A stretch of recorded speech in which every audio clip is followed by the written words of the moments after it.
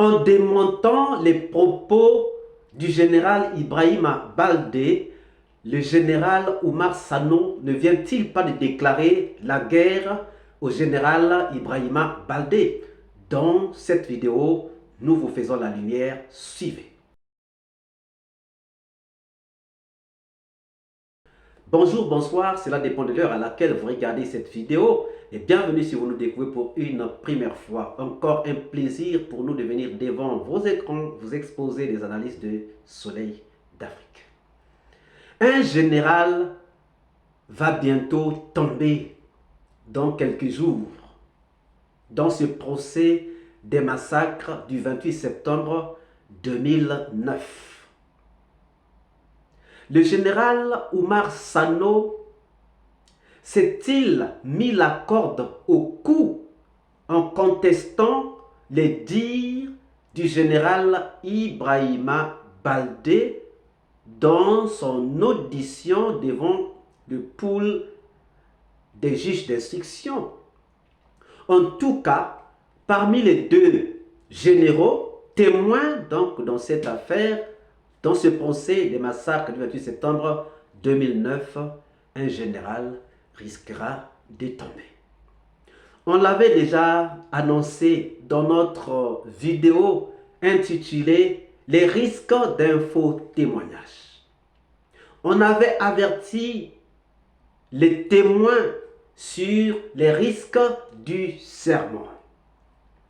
Oumar Sano, le général, chef d'état-major général des armées, en poste le 28 septembre 2009, vient donc d'engager une bataille qui risquera de faire tomber soit lui, soit un autre général, donc le général Ibrahima Baldé.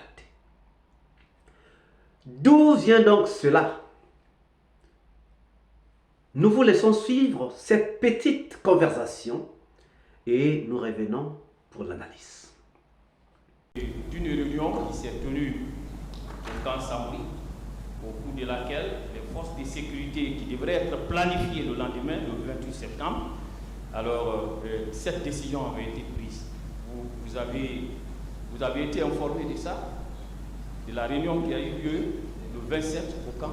Non, moi, sincèrement, je ne sais pas s'il y a eu d'autres réunions, mais moi, j'ai appelé les chefs de service, les chefs d'état-major, c'est-à-dire les commandants des grandes unités, pour leur dire d'aller faire le rassemblement et informer que le quartier reste consigné le 28.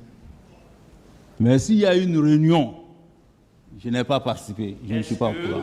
Quand vous avez réuni les différents chefs des forces armées et des corps constitués, est-ce que vous avez décidé que la sécurité devrait être assurée seulement par les forces de sécurité et que les militaires devraient être casernés?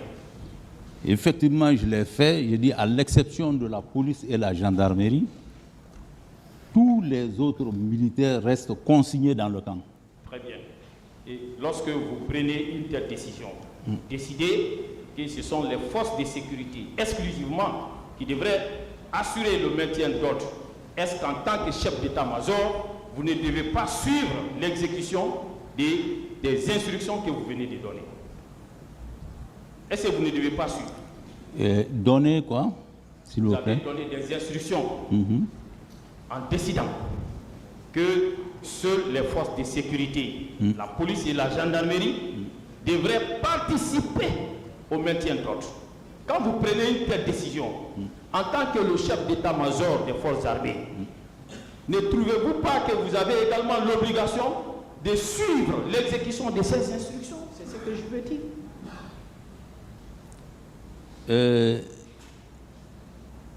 D'habitude, quand la police faisait des interventions ou le maintien d'ordre, il rend compte directement au ministre de l'Intérieur. Et la gendarmerie aussi, rend compte au haut commandement de la gendarmerie qui peut ne pas venir vers moi, soit aller directement chez le président ou lui rendre compte. Mais Baldé, excusez-moi, le général, n'est pas venu personnellement vers moi pour me rendre succinctement ce qui s'est passé au stade. Mais quand on s'est vu... Hein? Je parle de la réunion. Vous dites que vous n'étiez pas informé de cette réunion. Pourtant, la réunion s'est tenue à l'état-major général là-bas. Ça veut dire qu'on pouvait tenir des réunions et à l'état-major sans que vous n'en soyez informé. C'est possible ça? Non, maître, il n'y a pas eu de réunion là-bas concernant ça. Très bien. Permettez-moi, avec toujours la permission de Monsieur le Président, que je vous donne lecture de la déposition faite par Général Baldé. Il a dit ceci. Est-ce hier, à la date du 27 septembre 2009, j'ai été convié à une réunion à l'état-major général des armées. Au cours de cette réunion, il a été question de prendre des instructions sur les dispositions concernant des informations qui étaient en notre possession et le dispositif sécuritaire à mettre en place. Il a été retenu que s'il y avait marche, seule la gendarmerie et la police nationale devraient assurer le maintien d'ordre. Les autres corps devraient être casernés. Êtes-vous d'accord avec moi maintenant qu'il y a eu une réunion à l'état-major, oui ou non? Maître, il n'y a pas eu de réunion. Sûrement, il a dû se tromper. C'était au camp Alpha Yaya. Permettez-moi, le 27. La loi prévoit, le code de procédure pénale, que lorsque un témoin finit de déposer, il doit rester là à la disposition du tribunal jusqu'à la clôture des débats. Alors, je voudrais que par rapport à ces points, que le tribunal veuille vous retenir jusqu'à la clôture des débats, le temps pour nous de vous confronter sur cette question avec le général Ibrahim. Il n'y a aucun problème, il n'y a aucun problème, mais il n'y a pas eu de réunion là-bas. C'était au camp Alfaya. Où tout le monde peut... Je ne peux pas le convoquer seul et laisser les autres. Laissez-moi finir.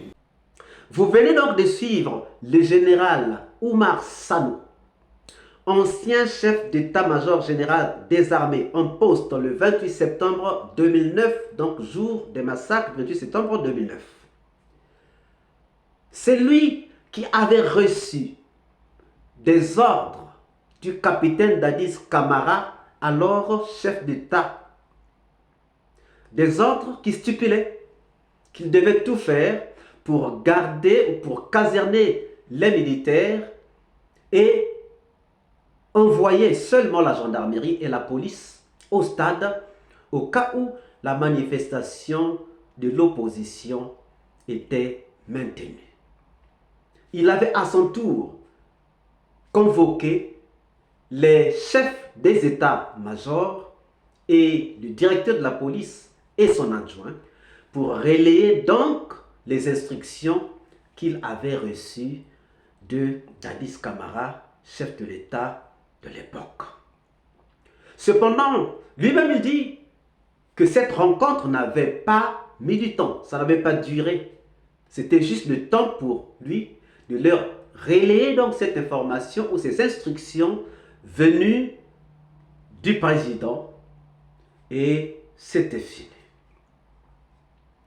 Cependant, le général Ibrahima Baldé, qui était donc à cette rencontre aussi, et qui était le chef d'état-major de la gendarmerie, entendu par le pool des juges d'instruction dans cette affaire du massacre du 28 septembre 2009, avait dit qu'il y avait une réunion pendant laquelle ils avaient donc planifié le maintien de l'ordre pour le lendemain au stade, donc à cette manifestation du 28 septembre 2009. Il dit que c'est pendant cette réunion qu'ils avaient planifié les dispositifs du maintien de l'ordre qui devait être au stade le lendemain. Cependant, le général Oumar Sanou qui était le chef de l'État à l'époque, dit qu'il n'y avait jamais eu réunion. Qu'il n'y avait jamais eu réunion. Il y a des questions à se poser. Les deux généraux en contradiction nous poussent à poser quelques questions. L'un des deux généraux ne ment-il pas? Y aurait-il eu une autre réunion en dehors donc de cette réunion conviée par le chef d'état-major général des armées lui-même? Si oui, qui donc aurait organisé une autre réunion et pourquoi donc le chef d'état-major général des armées n'y avait pas été convié? Maître Sylla, en fait, a en tout cas profité de cette contradiction pour faire appliquer l'article 427 du Code de procédure pénale, afin donc de retenir le général Sano et même Tibou Camara pendant toute la durée des débats, afin de le confronter, de créer une confrontation avec le général Balté. L'article, c'est l'article 427 du Code de procédure pénale, qui stipule que chaque témoin, après déposition, demeure dans la salle d'audience jusqu'à la fin des débats si le président n'en ordonne pas autrement. En réalité, lorsque la personne a fini sa déposition, on la libère. Si on pense que la personne n'a plus rien à apporter, on peut la libérer. Le président peut décider de la libérer. Mais avec cette contradiction, l'article doit obligatoirement s'appliquer pour la confrontation donc entre les deux personnes. Maintenant, que viendra dire le général Balté? Démentira-t-il le chef d'état-major général des armées? Nous donnera-t-il d'autres éclaircissements? Va-t-il se rétracter par rapport à ce qu'il avait déjà dit? Voilà des questions qu'on peut encore se poser. La contradiction va-t-elle être accentuée ou encore apaisée? Une autre question qu'on peut se poser. En tout cas, les jours à venir s'annoncent chauds entre les deux généraux. Que pensez-vous donc du démenti apporté par le général Oumar Sano sur les propos du général Ibrahima Balté? Nous attendons vos réponses dans les commentaires. Si cette vidéo vous a plu, ne manquez pas de laisser vos pouces bleus, de commenter, de partager. Et si vous n'êtes pas encore abonné, nous vous prions de bien vouloir vous abonner et surtout de ne pas manquer d'activer la cloche de notification afin d'être averti à temps réel de toutes nos prochaines publications. Quant à moi, je vous dis à très bientôt pour une nouvelle capsule. Ciao!